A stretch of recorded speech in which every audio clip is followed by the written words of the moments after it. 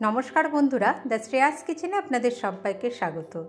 দুধে ভিজিয়ে নিয়ে সুজি 10 মিনিটের মধ্যে তৈরি করে নেওয়া যায় দারুণ স্বাদের হালুয়া। সেই রেসিপি আজকে আমি আপনাদের সাথে শেয়ার করছি। এর জন্য দেখুন, আমি প্রথমে একটি বাটিতে নিয়েছি হাফ কাপ সুজি, তাতে হাফ কাপ দুধ দিয়ে দেব। হাফ কাপ দুধ দিয়ে সুজিটাকে আমরা ভালো করে এরকম মিশিয়ে নিয়ে 10 মিনিট রেস্টে রেখে দেবো, কারণ সুজিতে সব দুধ অ্যাবজর্ব করে নেবে এবং সুজিটা একটু ফুলে ওঠে, সেই জন্য মিনিট 10 আমরা এইভাবে এবার ঢাকা দিয়ে রেখে দেব। 10 মিনিট পরে দেখুন সুজিটা সমস্ত দুধটা কিন্তু অ্যাবজর্ব করে নিয়েছে আর বেশ একদম ঘন হয়ে গিয়েছে। এখানে আমি নিয়েছি 2 চামচ দুধের মধ্যে একটুখানি স্যাফরন ভিজিয়ে রেখেছিলাম, সেই স্যাফরন মিল্কটা আমি এখানে দিয়ে দিচ্ছি, দিয়ে একটু মিশিয়ে নেব। এবারে আমরা এইভাবে দেখুন এটাকে মিশিয়ে নিচ্ছি। চাইলে আপনারা স্যাফরনটা পরেও অ্যাড করতে পারেন, স্যাফরন মিল্কটা, তবে এখানেও দুধে ভিজিয়ে নিতে পারেন। এবার সুগার সিরাপ তৈরি করে নেব। হাফ কাপ চিনি দিয়েছি, তাতে দিয়ে দিচ্ছি 1.5 কাপ জল। ভালো করে চিনিটা গুলে যাওয়া অবধি আমরা এই জলটাকে ফুটিয়ে নেব। এবার গ্যাসের আঁচটা ধরিয়ে দিলাম, দিয়ে 2 এলাচ থেতো করে দিয়ে দিচ্ছি। এবার জলটা বেশ ভালো করে চিনিটা গুলে গিয়ে যখন বেশ একটা স্টিকি ব্যাপার চলে আসবে, খুব স্টিকি করতে হবে না, তখনই আমাদের সুগার সিরাপ কিন্তু রেডি হয়ে যাবে। এবারে আমরা সুজির হালুয়াটা বানিয়ে নেব। হাফ কাপ ঘি নিয়েছি, তার মধ্যে প্রথমে কিছুটা ঘি দিয়ে দিচ্ছি, দিয়ে আমরা একটু পছন্দ মতো ড্রাই ফ্রুটস আপনারা একটু ঘিয়ে ভেজে নিতে পারেন। চাইলে ঘিয়ে না ভাজা ড্রাই ফ্রুটসও অ্যাড করা যেতে পারে পরে, তবে আমি এখানে একটু আলমন্ড আর পেস্তা কুচি একটু ভেজে নিয়েছি। খুব কম সময় একটু নাড়াচাড়া করে নেব। গ্যাসের আঁচটা লো টু মিডিয়ামে রেখে সমানে নাড়াচাড়া করে নিয়ে এই ড্রাই ফ্রুটসগুলো আগে তুলে নিয়ে তারপরে একদম গ্যাসের আঁচ লো করে দিয়ে দিয়েছি একটু কিশমিশ।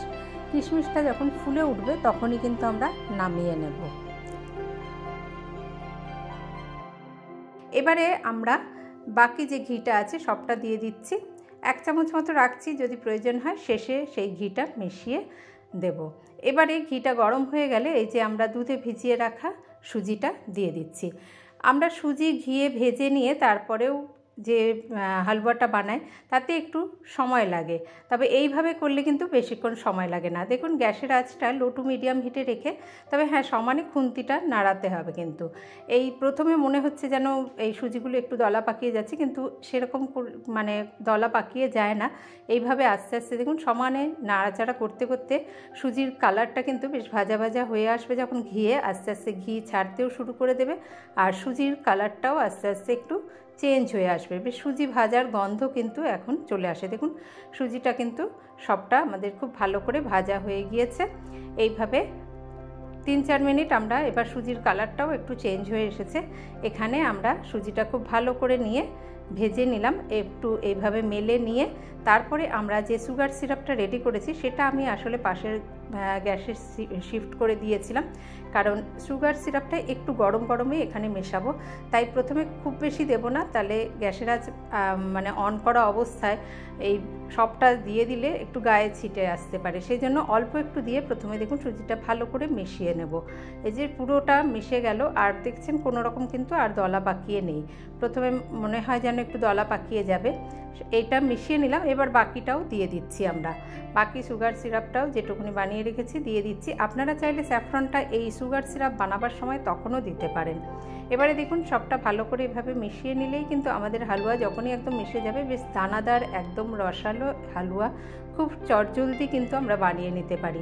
হাতে কম সময় থাকলে এই রকম করে দুধে ভিজিয়ে নিয়ে তারপরে সেই সুজির হালুয়া বানিয়ে নিন। দেখুন একদম প্যান ছাড়তে শুরু করে দিয়েছে।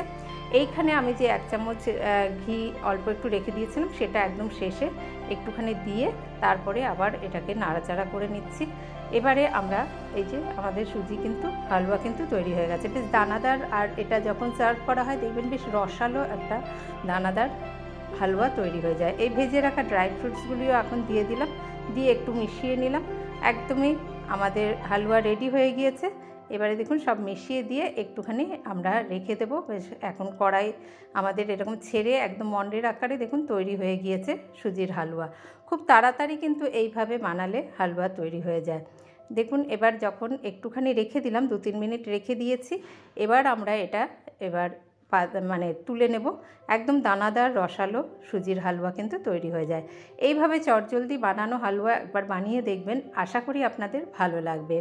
আর যে সকল বন্ধুরা আমার পাশে আছেন তাদেরকে অসংখ্য ধন্যবাদ জানিয়ে আজকের রেসিপি এখানেই শেষ করছি। আসবো আবার অন্য কোনো রেসিপি নিয়ে। ভালো থাকবেন সকলে, ধন্যবাদ।